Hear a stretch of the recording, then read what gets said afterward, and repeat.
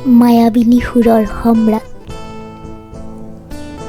এমুঠি জীপাল অনুভূতিৰে ভৰাই তোলা এটি স্বপ্নময়ী কণ্ঠ,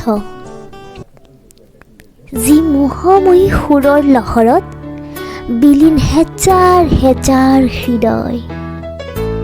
সেই জোনাকী গীতৰ জ্যোতি জুবিন গাৰ্গ, যিগৰাকীৰ গীতৰ তৃষ্ণাত মতলীয়া আমি, আনকি মেঘৰ আঁৰৰ বৰষুণৰ টোপালবোৰেও নামি আহে ধৰালৈ সেই যাদুকৰী গীতৰ শ্ৰোতা হ'বলৈ।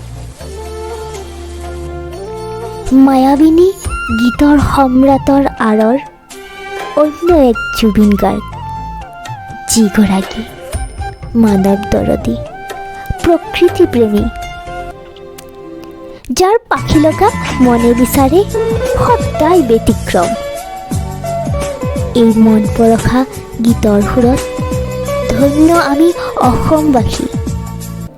আজি আপোনাৰ উপজা দিনৰ শুভক্ষণত যাচিছোঁ অজস্ৰ শুভকামনা।